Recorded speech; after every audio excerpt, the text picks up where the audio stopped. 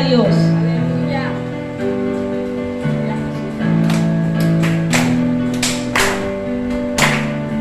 Eres santo, Padre, te bendecimos, Dios. Única razón de mi adoración, eres tú, mi Jesús. Mi único motivo para vivir, eres tú, mi Señor. La única razón de mi adoración, eres tú, mi Jesús. Mi único motivo para vivir, eres tú, mi Señor. Mi única verdad está en ti, eres mi luz y mi salvación. Mi único amor eres tu Señor, y por siempre yo te alabaré. Tú eres todo poderoso, eres grande y majestuoso, eres fuerte, invencible, y no hay nadie como tú. ¿Quién vive? Y a su nombre. Tú eres todo poderoso, eres grande y majestuoso, eres fuerte, invencible, y no hay nadie como tú.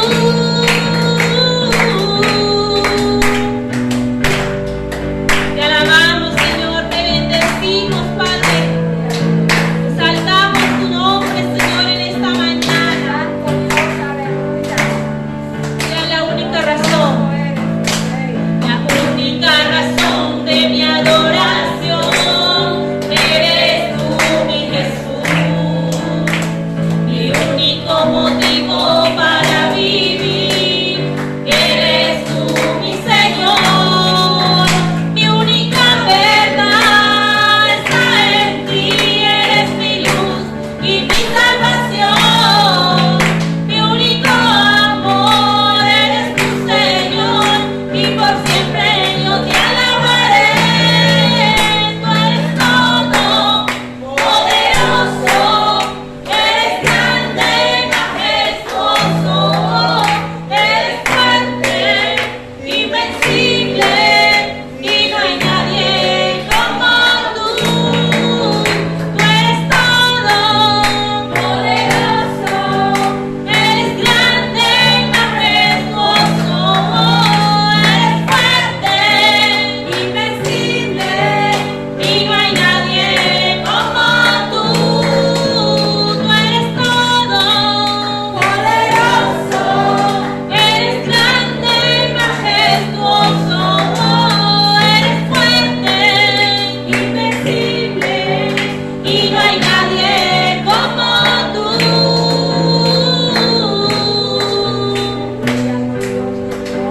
Y no hay nadie como tú.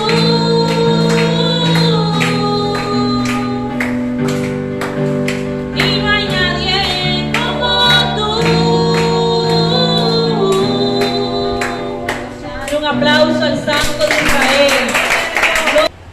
Quiero que me acompañe a orar por esta canasta del Ministerio de Ayuda Social.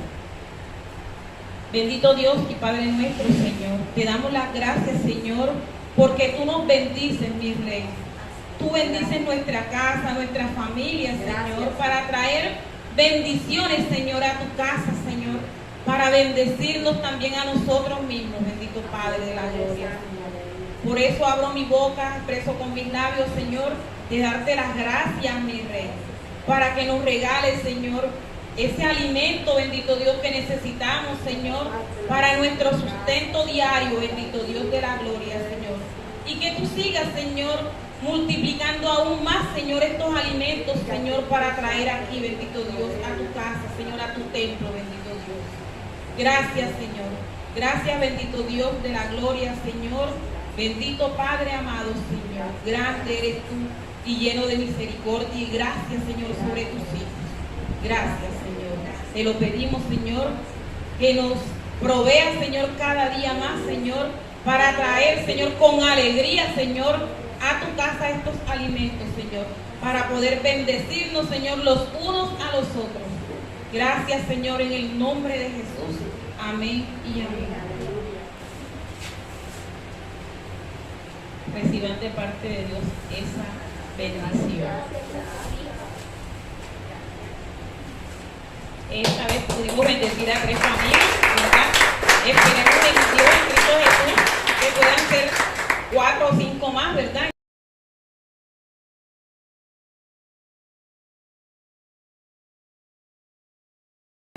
Ha sido de mucha bendición el estar estudiando este libro. Hoy he titulado al tema, esta es la conclusión ya de Juan, en su primera carta es la conclusión, pero ahí en esa conclusión que van desde el versículo 13 al versículo 21, yo encontré 7 cosas. Y ese es el título, 7 cosas que debes saber.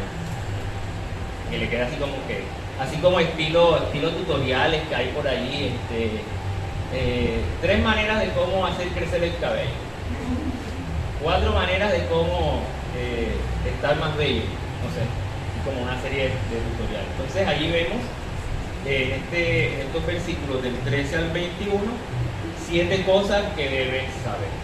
No voy a ahondar en introducción y demás, voy a tratar de ir directamente al texto por cuestiones de tiempo. Entonces, miremos desde los versículos 13 al versículo 21 y primeramente miremos el versículo 13. Versículo 13 dice: estas cosas os he escrito a vosotros que creéis en el nombre del Hijo de Dios, para que sepáis que tenéis vida eterna y para que creáis en el nombre del Hijo de Dios. Amén. Entonces, la primera cosa que debe saber usted, que debo saber yo, es: tienes vida eterna. Lo digo como una afirmación. Tienes vida eterna. Es lo primerito. 7 cosas que debes saber. La primera es ¿cuál? Tienes vida eterna. Una manera de afirmación. Eso es lo que vemos ahí en Primera de Juan, en el capítulo 5, verso 13. Y Juan va a esta carta. Hay algo que se llama declaración de propósito. Cuando uno lee algún documento, en los primeros párrafos o en las primeras líneas está la declaración de propósito, es decir, el fin con el cual se escribe X carta o se escribe X libro o X documento. Pero en el caso de Primera de Juan, la declaración del propósito está al final y es la que presenta Juan en esta mañana para nosotros. Versículo 13: estas cosas os he escrito. ¿Cuáles cosas escribió? Capítulo 1, capítulo 2, capítulo 3, capítulo 4 y capítulo 5. Todo eso que él escribió, ¿lo escribió para qué? Como una dedicatoria. ¿A quiénes? A los que creen en el nombre del Hijo de Dios o en el nombre de Jesús. Entonces, lo primero que vemos ahí en ese versículo 13, Juan realiza una declaración o una dedicatoria a los que creen en Jesús. Estos, por creer, tienen ¿qué? Vida eterna. Y estos que creen y tienen vida eterna deben seguir creyendo. Porque no es nada más, bueno, creo en Jesús hoy, tengo vida eterna y listo, se acaba la fe. No. Los discípulos le dijeron a Jesús en un momento: Señor, aumentanos la fe. La creencia y confianza en el Señor debe ir constantemente en aumento. Igual nos presenta primeramente en este versículo algo que debemos saber, y es: tienes vida eterna. Esa fue la razón por la cual Jesús vino a esta tierra. Juan 3:16, usted se lo conoce, se lo sabe quizás de memoria, muestra 4 cosas: amor del Padre, el envío del Padre de Jesús a la tierra, la creencia del ser humano en Jesús y como resultado de esa creencia, una vida eterna. Amor, envío del Padre, creer nosotros como creyentes, creer en Él, y como eso tenemos resultado, la vida eterna. Pastor, pero ya eso yo lo conozco, yo sé que te habla bastante aquí Los hermanos han hablado bastante de la vida eterna, pero Juan cree que hay una necesidad en recordarles una vez más a la iglesia que él está escribiendo que en Jesús tenemos vida eterna. Ahora esa misma afirmación se la planteo en forma de pregunta: ¿tienes vida eterna? Porque aunque es una afirmación de parte de Juan, también se puede usar como una pregunta. Y no podemos tener vida eterna si no tenemos al dador de la vida. Amén. Juan 14:6. Yo soy el camino, la verdad y la ¿qué? Y la vida. En Él está la vida, solamente en Jesús. Entonces nos toca entender eso. Es una vida eterna que, como Efesios capítulo 2, del versículo 1 al 10, para que lo lea en casa, es una vida eterna que Dios nos dio inclusive cuando estábamos muertos en nuestros delitos y pecados. Efesios capítulo 2, versículo 1 al 10, dice todas estas cosas. Estábamos muertos en nuestros delitos y pecados, pero el Señor decidió regalarnos vida eterna. Efesios también nos muestra allí que Dios es un Dios misericordioso, dispuesto a salvar a la humanidad. Pero también nos muestra que la vida eterna no es un fruto ni esfuerzo de las obras humanas. Como dice Pablo, no por obras, para que nadie se gloríe, nadie se jacte, nadie se llene de orgullo, que yo hice tantas cosas para alcanzar a Dios y Dios por eso me dio. No. Es por lo que Él hizo. Entonces cada uno de nosotros tenemos vida eterna. Hay un mundo allá afuera que no la tiene. Y a ellos cabe esta afirmación, pero en forma de pregunta: ¿tienes vida eterna? Y usted pueda presentarle a ellos el plan de salvación a través de Jesucristo, para que al igual que usted y que yo, también podamos tener vida eterna. Amén. Entonces lo primero que Juan nos muestra es que tienes vida eterna. Gócese la vida eterna en el Señor. Ah, pastor, yo no voy a morir nunca. Claro que sí. Nadie quiere hacerlo. Pero algún día partiremos de este mundo. Pero nuestra jornada continúa. Termina un espacio, un tiempo aquí en la tierra, pero continúa en la eternidad con Él. Amén. Entonces, primero, tienes vida eterna. Lo segundo que debemos saber, según 1 de Juan 5:3 en adelante, es que debemos orar. Pastor, pero ajá, eso ya yo lo sé también. Un momentico ahí, debemos orar. Miremos el versículo 14 y versículo 15 de 1 de Juan capítulo 5. Dice así: y esta es la confianza que tenemos con Él, que si pedimos alguna cosa conforme a su voluntad, Él nos oye. Y si sabemos que Él nos oye en cualquier cosa que pidamos, sabemos que tenemos las peticiones que le hayamos hecho. Entonces lo segundo que debemos saber es que usted y yo debemos orar. Pero ahora bien, ahí Juan en esos dos versículos nos presenta algo que es necesario entender para nuestros tiempos de oración.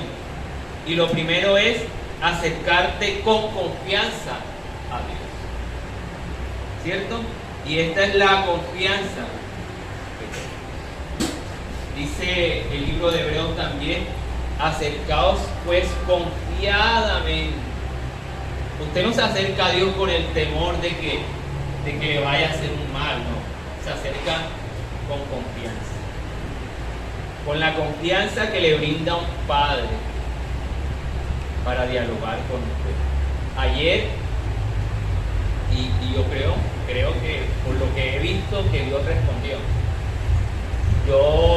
Dana Sofía siempre ora para dormir, pero nos la pone con difícil, porque ella, a veces la mamá le dice, yo voy a orar primero por ti y después tú oras. No, quiere ella primero orar y después que la mamá ore.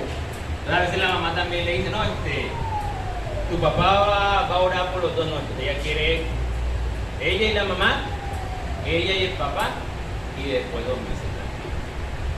Pero ayer yo le dije, después que ya oramos ahí en la sala, le dije, ora por tu hermanita que está enferma. Le di varias instrucciones ahí como para que tuviera en cuenta para la oración, y ella oró. Y en una de las cosas que decía, que ella mañana va a amanecer mejor para jugar conmigo. Y el Señor, mira la forma como está orando Dana Sofía. Y la verdad es que se comió su dedito. Ahí está la niña. Así que voy a tener que traerla más seguido acá a Dana Sofía, que cualquier cosa que haya, que se ponga ella a orar. Esa confianza y esa convicción de que Dios le iba a responder, en su inocencia, ser capaz de decir: mi hermanita va a amanecer mañana mejor para jugar conmigo. Y con esa confianza como la de mi hija, y bueno, es el ejemplo más cercano que tomo, o que puedo tener para tomar, con esa misma confianza, acerquémonos a Dios. Lo segundo que el Señor nos pide aquí, según Primera de Juan, es que debemos orar. Pero ¿cómo debemos orar? Acercarnos primeramente a Dios con confianza. No le tenga temor al Padre. Acérquese a Dios con confianza. ¿Ven? Lo segundo, allí mismo en ese versículo 14, es que debemos pedir conforme a la voluntad de Él. Pedimos conforme a la voluntad. Lo segundo, en ese mismo segundo punto, por decirlo así. Número 1, acercarnos con confianza en la oración y pedir conforme a su voluntad. Pastor, ¿y cómo yo conozco la voluntad de Dios? Hay un texto que ayuda mucho y es el texto de Romanos capítulo 12, versículo 1 al 2. Si quiere, vaya conmigo allí. Romanos capítulo 12, versículo 1 al 2. Dice: así que, hermanos, Romanos capítulo 12, versículo 1 y 2. Así que, hermanos, os ruego por las misericordias de Dios que presentéis vuestros cuerpos en sacrificio vivo, santo, agradable a Dios, que es vuestro culto racional. Versículo 2. No os conforméis a este siglo, sino transformaos por medio de la renovación de vuestro entendimiento. ¿Y qué va a dar como resultado eso? Para que comprobéis cuál sea la buena voluntad de Dios, agradable y perfecta. ¿Cómo conozco la voluntad de Dios? Transformando y renovando mi mente, mi manera de pensar. ¿Cómo renuevo mi manera de pensar? Con la bendita palabra del Señor. Porque hay cosas que el mundo presenta, pero la palabra del Señor da la instrucción correcta de cómo usted y yo debemos vivir. Y es la misma palabra que va a hacer a ti y a mí transformar nuestra manera de pensar, para que entonces conozcas la buena voluntad de Dios, que es agradable y que es perfecta. Entonces Juan nos dice: ¿nos podemos acercar a Dios con confianza? Claro que sí. ¿Podemos pedir cualquier cosa? No. Debemos pedir conforme a su voluntad. ¿Cómo conocemos su voluntad? Pablo nos da cierta instrucción, y es transformar nuestra mente por medio de la palabra de Dios. Entonces, lo segundo que encontramos ahí en esa porción del versículo 14 es orar conforme a la voluntad del Señor. Lo decía yo a los hermanos el viernes. Jesús, en el momento ya segundos antes de su muerte, ahí en Getsemaní tuvo que decir: Señor, si es posible, pasa de mí esta copa, pero que no se haga mi voluntad, sino la tuya. Y él mismo podía haber pedido al Padre que enviara ángeles y lo defendiera, pero él se sometió a la voluntad de Dios y estaba sufriendo allí en Getsemaní, pero prefirió mejor cumplir la voluntad de Dios. Amén. Entonces, eso encontramos ahí en el versículo 14. Pero también encontramos en el versículo 15 que Dios oye y responde nuestras oraciones. Pero ¿cuál oración oye y responde? La oración que es conforme a su voluntad. Porque podemos a veces estar pidiendo cosas que no son tu voluntad. Y Dios, por más que lo ame a usted y a mí, no va a responder. Porque Dios no nos da en ocasiones lo que queremos, sino lo que necesitamos. Y Él más que nadie sabe qué es lo que tú y yo verdaderamente necesitamos. Entonces tenemos confianza para acercarnos a Dios en oración, pero debemos pedir conforme a su voluntad y sabemos que Él nos oye y nos responde. La respuesta es la que varía en ocasiones. Por ejemplo, y siempre tomo este ejemplo, una persona puede estar enferma y puede orar a Dios. Jesús en la cruz dio provisión para sanidad y Dios le puede sanar. Pero también el Dios que puede sanar también da la fortaleza para vivir con esa enfermedad. Y ambas son respuesta de Dios. Aunque nos guste más otra, que es completamente sanidad. Pero Dios es el que tiene el poder para responder sí y sanar, y para responder sí y darte fuerzas para vivir con esa enfermedad. Y no es como de pronto tomar algún mal ejemplo de la iglesia tradicional, que no, esta es la cruz que yo, no es una cruz, es la manera como Dios va a mostrar su gloria en tu vida y en mi vida, que aún pese a la enfermedad, tú puedes estar con tu cabeza en alto viviendo para Dios. Entonces, acerquémonos con confianza, pidamos según su voluntad y Él nos oye y nos responde. ¿Cuántos dan gracias a Dios por eso? Tenemos un Dios que responde nuestras peticiones. Tenemos un Dios que responde las peticiones que le vamos delante de Él conforme a su voluntad. Hay un tercer punto que vamos a tratar aquí, que les confieso esto que viene son uno de los versículos más difíciles de la Biblia, que por siglos ha estado en discusión en la iglesia, y yo voy a tratar hoy de acercarme a siglos de discusión sobre este versículo. Versículo 16.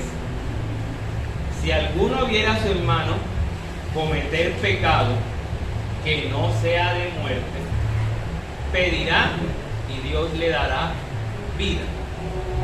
Esto es para los que cometen pecado que no sea de muerte. Hay pecado de muerte, por el cual yo no digo que se pida. Versículo 17. Toda injusticia es pecado, pero hay pecado no muerte. Yo puedo de pronto en esta mañana decirle, hermano, me permite volarme estos versículos y seguimos los otros, porque acercarme a este texto es acercarme a un texto difícil de entender. Difícil de entender, ¿por qué? Porque Juan nos dice que hay un pecado, o hay una categoría de pecado de muerte. Pero Juan no nos dice en este. Y eso es lo que hace complejo el pasaje bíblico. Porque aunque Juan dice que hay pecado de muerte, no nos dice cuál es. ¿Sabe usted cuál? Alguno podrá decir, no, es la blasfemia contra el Espíritu Santo, pero parece que no se refiere a eso. Porque les voy a mostrar varios ejemplos. Podemos mirar, por ejemplo, a Pedro. ¿Cuántos creen que la mentira es pecado? No me preocupe. ¿Cuántos creen que mentira es pecado? Es que no me escuchan. Pedro, ¿qué hizo? Mintió, ¿cierto? Y el gallo, pero Pedro murió, sino que se encuentra con Jesús después de resucitado, y Jesús lo perdona y le dice, mijo, siga haciendo la tarea que le corresponde, pastorear las ovejas. Entonces podríamos decir, y esto solamente pequeñas conclusiones, que la mentira no es ese pecado de muerte, porque si no, Pedro hubiera caído fulminante allí. Pero cuando vemos el libro de los Hechos, vemos que hay unas personas que mintieron. Ananías y Zafira, ellos mintieron, capítulo 5 del libro de Hechos, ellos mintieron al Espíritu Santo, mintieron a Dios diciendo, no, vendimos en tanto la heredad, y entregaron a los pies de los apóstoles, y vamos a ver que no habían vendido por eso.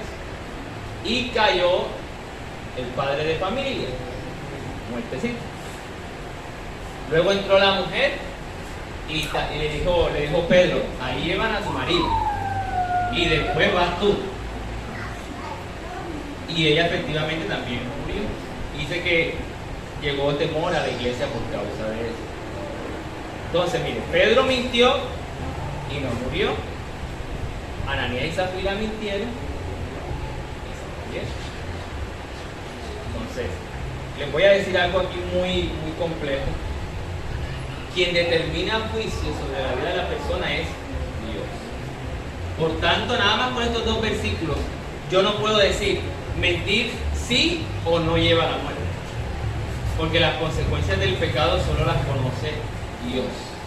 Y solo determina Dios juicio. Por eso cada creyente, cada hijo de Dios no puede lanzar juicio en contra de una persona que haya pecado. Porque usted y yo no sabemos si esa persona llegará a los pies de Cristo y se arrepentirá. El juicio de condenación le corresponde a Dios. Nosotros miramos las acciones y damos correctivos a esas acciones, pero no tenemos la licencia para hacer un juicio de condenación. Pero también vemos a Judas. ¿Qué hizo Judas? Vendió al maestro por 30 piezas de plata y el hombre cogió una cabulla, se ahorcó, y dice el libro de Hechos que como que la cabulla se partió después que se ahorcó y se desparramó. Negó también al maestro, lo vendió. En el Antiguo Testamento vemos también ejemplos acerca de personas que murieron. Pero mire, le voy a hacer una pregunta. Una pregunta dura. No me la responda, pero téngala ahí en su corazón. ¿Cuántos de los que estamos aquí pecamos ayer? No me la responda, respóndasela ahí en su corazón. Pero ¿cuántos de esos que pecamos ayer, por no decir todos, estamos aquí hoy? Es decir, que eso que hicimos ayer mal para Dios no fue un pecado que me llevó a la muerte, porque si no, no estuviéramos aquí.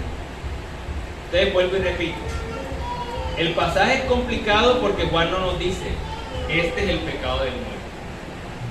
El pasaje es complicado por esa razón. Sin embargo, lo que entiendo por el pasaje bíblico es que hay que mirar la seriedad del pecado.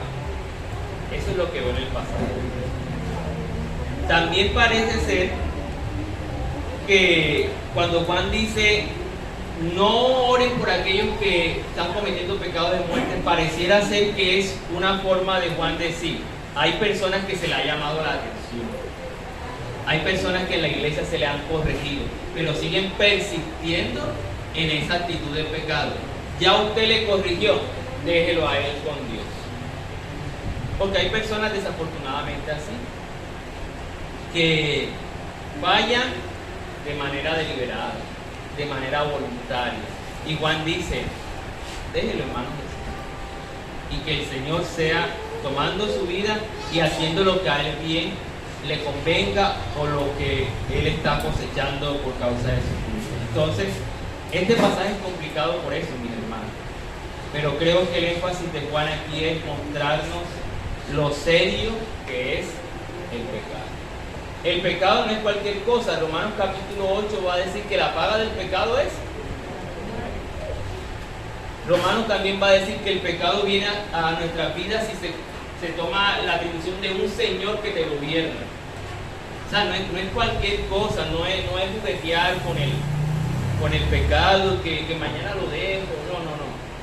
Es ponerle fin, un pare a esas actitudes pecaminosas en nuestra vida. Lo que Juan muestra es eso, lo serio que es el pecado. Fuera de saber cuál es la categoría y cuál es el pecado que lleva a la muerte, lo que Juan nos quiere transmitir a nosotros y a la iglesia del primer siglo es lo grave que es el pecado. Por eso Cristo vino para salvarle de sus pecados. ¿Usted cree que si no fueran serios los pecados o graves los pecados, Jesús en vano hubiera venido? Jesús en vano hubiera llegado a esta tierra para perdonarte a ti y a mí de mis pecados. Entonces tome frente al pecado una actitud seria. No piense que el pecado es cualquier cosa. Y pecado daña al ser humano. Hay uno de los profetas menores que dice que por vuestro pecado os he enflaquecido. O sea, el pecado causa hasta deterioro en el cuerpo. Así que Al pecado hay que decirle no, ¿cierto? Mire lo que dice Apocalipsis capítulo 2, uno de los libros que a los cristianos les da miedo. Apocalipsis capítulo 2, versículo 21, del cual se han sacado películas y de cuantas cosas. Apocalipsis capítulo 2, versículo 21. Este es el mensaje del Señor Jesús a la iglesia de Tiatira. Él le dice en el versículo 19 que conoce sus obras, cómo las hace, que las hace con amor, con fe, con servicio, con paciencia. Pero mire lo que dice el versículo 21. Y le he dado tiempo. ¿Le he dado tiempo para qué? Pero no quiere arrepentirse de su fornicación. Hablando, según el versículo 20, de una mujer llamada Jezabel. No porque sea literalmente ese el nombre de la persona, sino que atribuyeron a esta mujer las mismas características que la Jezabel del Antiguo Testamento hacía. Entonces el Señor dice, a ella le he dado tiempo para que se arrepienta. Pero ¿qué pasa? No se quiere arrepentir. Mire la misericordia de Dios. Nosotros fallamos y el Señor está ahí diciendo, William, ahí está Juan. Mire, falla otra vez, William. Entonces le da tiempo a uno para arrepentirse, la misericordia de Dios.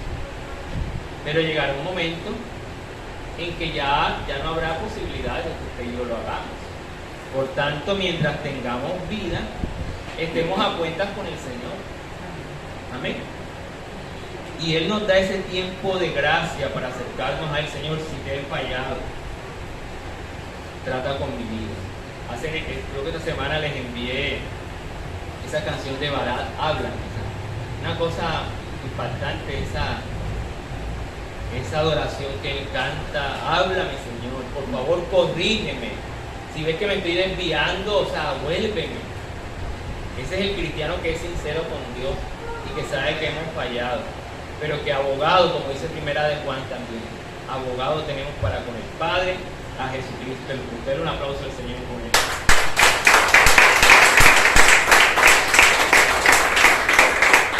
Entonces, mis hermanos, lo que en tercer lugar nos muestra Juan es que la seriedad del pecado, ¿cierto? Debes tratar el pecado como algo serio, según los versículos 16 al 17. Entonces, hay que tratar el pecado con seriedad. Hay que tratar el pecado con seriedad. La Biblia dice, las pequeñas zorras son las que dañan la viña. Ven el viñedo, no hay nada, pero por debajito están comiéndose el cultivo.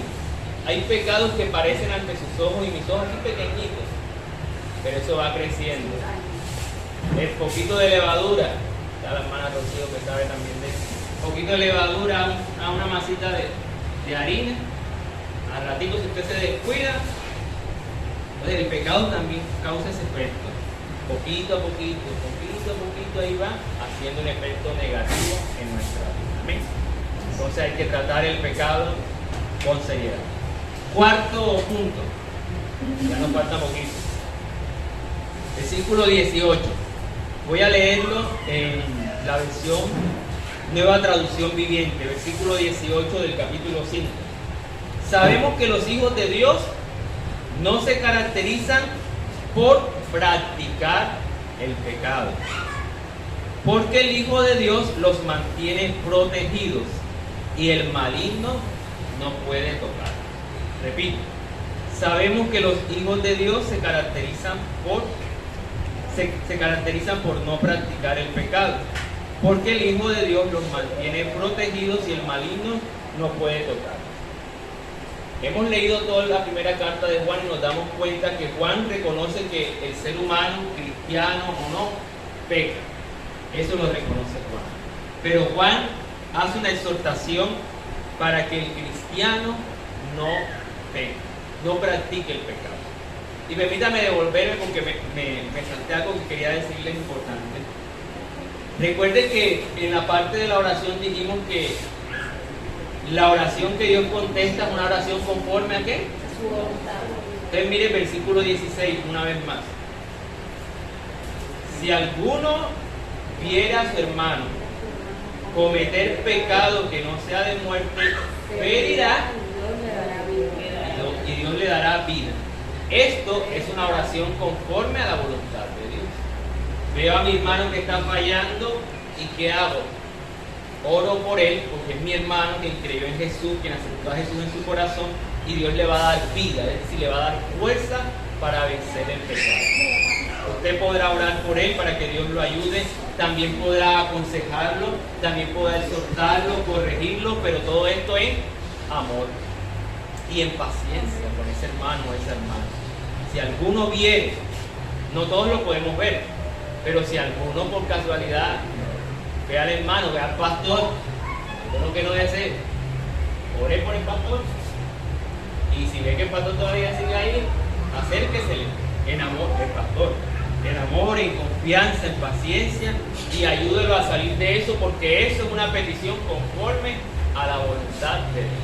Ya Juan nos presenta siquiera una oración conforme a la voluntad de Dios es orar por los hermanos que han pecado para que ya no pequen, para que Dios les dé fuerza para salir del pecado. Me había saltado eso y quería recordárselo. Así que nuestra actitud frente al hermano que comete un pecado, si le hemos visto, es una actitud de oración para que Dios le dé vida espiritual para poder salir de ese pecado. Y esa oración tenga la plena convicción de que Dios la va a realizar. Amén. Lo cuarto, dije una vez más, viendo ahí el versículo 18, es que el cristiano debe saber, como hijo de Dios, que no debe practicar el pecado. Y de esto hemos hablado mucho. Practicar el pecado es, así como la imagen que tenemos del deportista, una persona que es profesional en un deporte, una persona que es profesional en el arte, no volvernos profesionales en el pecado. No practicar el pecado. El pecado tocará nuestra puerta y en algún momento quizás caeremos. Pero no me va a decir usted mañana que va a caer en el mismo y pasado en el mismo y así consecutivamente, porque se convierte en una práctica. Y Juan va a decir que el que practica, no William, Juan lo va a decir, el que practica el pecado es del diablo. ¿Cuánto quiere ser del diablo? Nadie. Entonces no debemos practicar el pecado. No debemos practicar el pecado. ¿Ven? Están callados. Esa es la palabra. No soy yo. Gloria al Señor. Lo quinto, para ir ya terminando, debemos entender la condición del mundo. Como cristiano usted debe entender cómo está este mundo. Y en palabras costeñas, el mundo está patas para arriba. Tan patas para arriba está el mundo que más vale la vida de un perrito que la vida de un bebé. Más fuerte el punto de comida de un perro que el punto de comida de la bebé. Que tiene que tener comida especial, más vale la clínica, el hospital de los animales que tiene, las medicinas. Por eso no tengo, ahí tengo una tortuga que lo único que comen es betolaga. Listo. Como un tecito por ahí que haya. Esa no necesitan que inyectarla ni nada de eso. Cuando esté más grande, de pronto. No, eso nunca lo comí y no quiero tampoco saber. Hay que saber eso. El mundo está convulsionado. El mundo está, como dice el profeta Isaías, a lo bueno llaman malo y a lo malo llaman bueno. ¿Por qué? Según Juan, mire lo que dice. Versículo 19. Voy a leerlo acá en la versión traducción viviente. Sabemos que somos hijos de Dios y que el mundo que nos rodea está controlado por el maligno. Acá en la versión Reina Valera dice que está bajo el maligno. El mundo, usted mira las noticias, mira los medios de comunicación y hay un caos. El enemigo operando en la vida de los hijos de desobediencia. Y usted debe reconocer eso. Pero en medio de esa realidad que usted debe reconocer de cómo está el mundo, debe también entender que hay una esperanza. Hay una esperanza para aquel que se acerca a Cristo. Hay una esperanza para aquel que vuelve su mirada a su Creador. El mundo entero puede que esté bajo el maligno, pero los hijos de Dios no. Pero inclusive aquellos que están bajo la influencia del maligno pueden estar en un día bajo la influencia de Dios. Si no, mire usted, mira a la persona que está a su lado. Vivíamos, como dice el dicho, donde va Vicente va la gente. Pero empezamos a conocer de Dios, y empezamos a vivir bajo la influencia de Dios, ya no bajo la influencia del maligno. Amén. Y cada uno de nosotros de pronto en grados diferentes. Algunos eran más, cometían más pecados que otros, pero sin embargo cuando vino Cristo, nuestra vida tuvo un antes y un después. Amén. El mundo, usted debe entender, que está bajo el maligno. Por eso hay personas que cierran su corazón a ayudar, por eso hay personas que hacen injusticia, porque son operadas bajo la influencia del enemigo.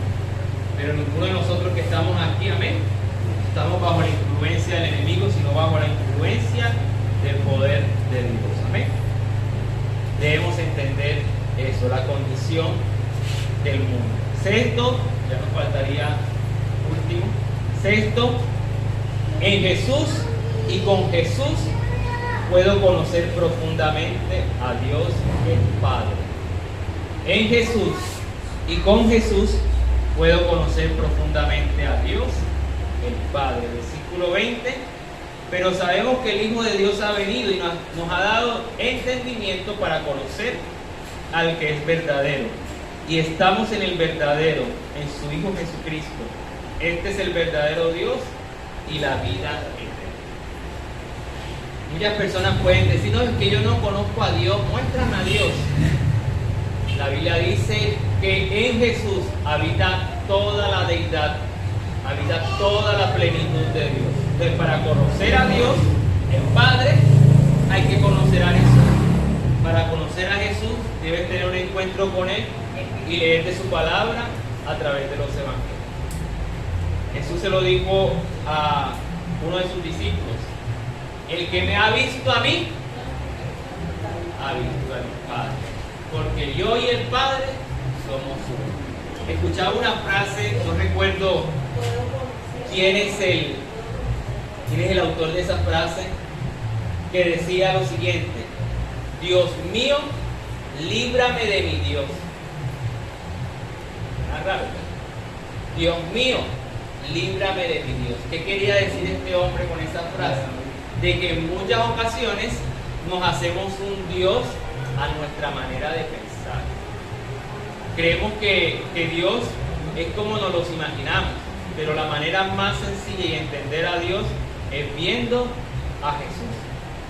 Por eso Jesús es el centro, porque en Él conocemos al Padre, en Él conocemos a Dios. Por eso, en Jesús y con Jesús puedo conocer profundamente a Dios el Padre. Juan 17:3 lo va a decir: esta es la vida eterna, que te conozcan a ti, el único Dios verdadero, y a Jesucristo, a quien tú has enviado. Juan capítulo 17, versículo 3.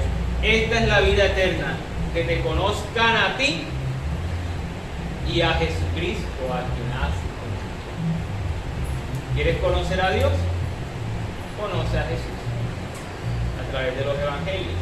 Por eso la Iglesia Católica opta mucho por hablar del evangelio, de los evangelios, por un llamado a conocer a Jesús, porque a través de Jesús conocemos al Padre.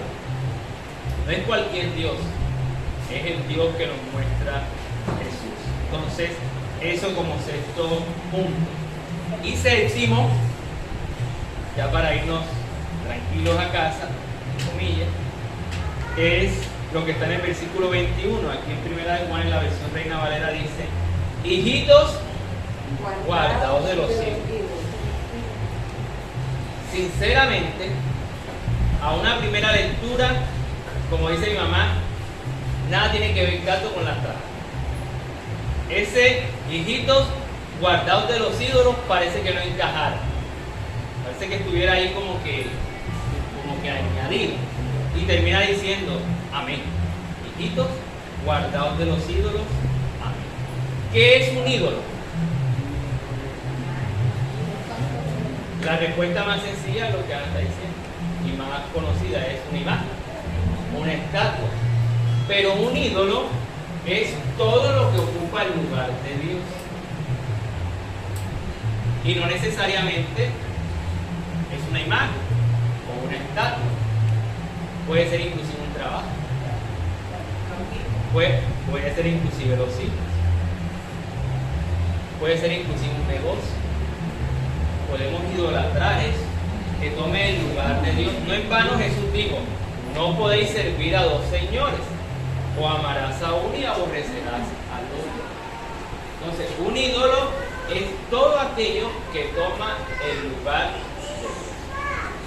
Aquellas personas que, y no estoy diciendo que sea malo, no voy a decir que sea malo ver fútbol, pero que llevan al extremo su fanatismo por el deporte, son capaces de matar a las personas del equipo contrario, porque esa gente jugando ahí, pateando una bola 90 minutos, ganando plata, y ellos matándose los unos a los otros. Oye, vea eso para divertirse, vea eso para yo no puedo ver, yo veo fútbol a veces en el mundial, si entra Colombia, pero si no entra Colombia no lo veo, y además no debo verlo acompañado, porque en los primeros 15 minutos, como lo estoy viendo solo, me duermo, porque no soy de eso, y lo veo por la emoción, ver a la selección Colombia allá y demás, pero otro día de la semana o otros meses del año usted no me va a ver viendo fútbol, no porque sea malo, sino que no es muy fuerte. Puedo de pronto estar viendo otras cosas, pero las personas llevan eso al extremo, y así llevan cualquier cosa al extremo, de que ese ídolo ocupe el lugar que le corresponde a Dios. Lo dijimos el viernes en el servicio de oración. Jesús dijo en la oración del Padre Nuestro: venga tu reino. Es decir, Señor, que el Señor reine en mi vida, que no haya otro Señor, que no haya otro a quien adorar, sino solamente Él.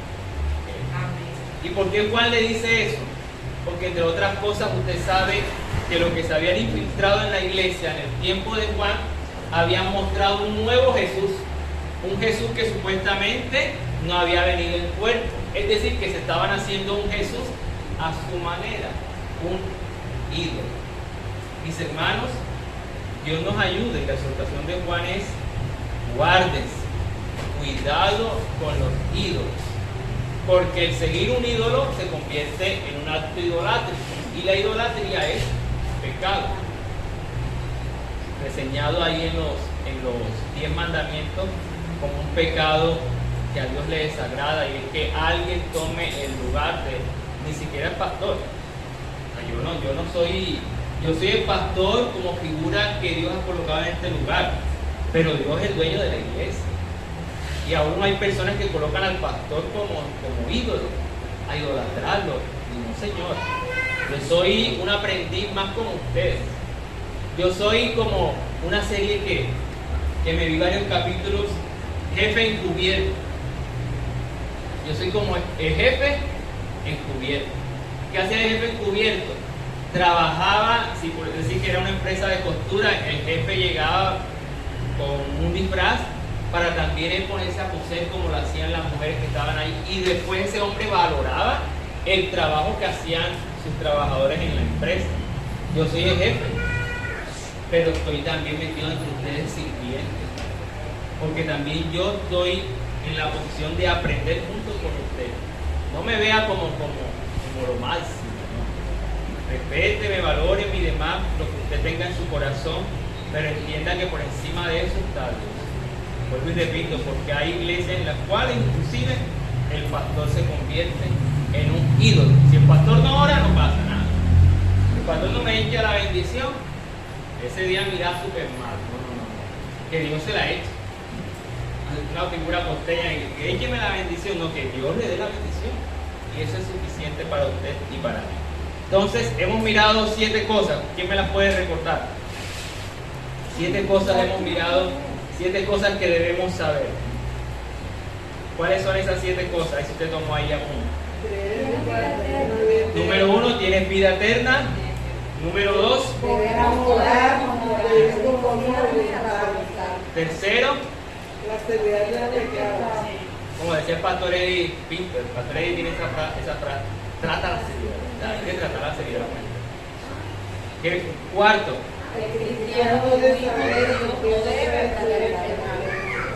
¿Qué? No se debe practicar el pecado.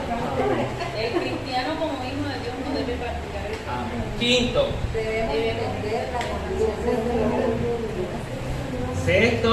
En Jesús y con Jesús puedo conocer profundamente a Dios el Padre. Y séptimo, cuidado por los hijos. Cual sea lo que ocupa el lugar de Dios. Y eso es un examen que usted y yo tenemos que hacer.